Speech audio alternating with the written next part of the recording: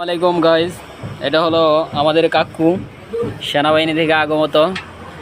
উনি fuel separator এখন খুলে লাগাবে। আপনারা দেখেন কিভাবে খুলতে হয় fuel separator. Fuel water separator correction.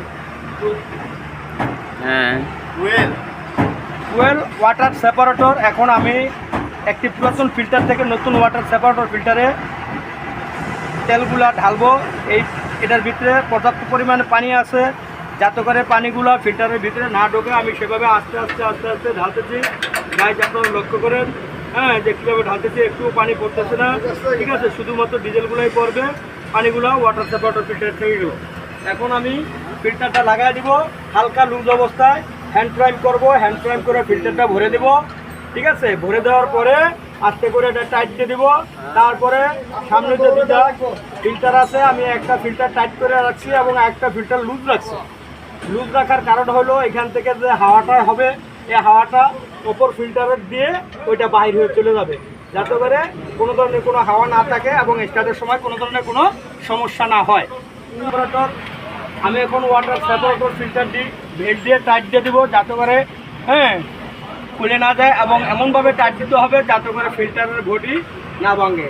সেক্ষেত্রে অবশ্যই লক্ষ্য রাখতে হবে, যেহেতু ফিল্টারটা হালকা স্টিল দ্বারা তৈরি।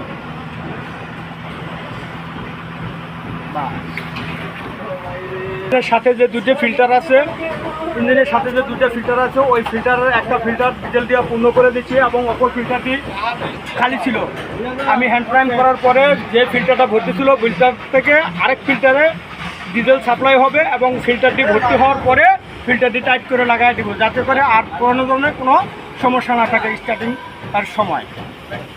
হালকাভাবে টাইট দিয়ে দেবো, যাতে করে কোনো সময় লুজ না হয় এবং কি ডিজেল লিক না করে।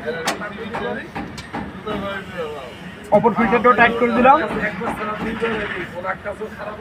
বাস, এই ছিল আমার ফিল্টার লাগানোর কাজটা, ডিজেল না থাকে। গাইজ আমাদের কাকু কাজ শেষ প্রায়। আজকের ভিডিও এই পর্যন্ত। আল্লাহ হাফেজ।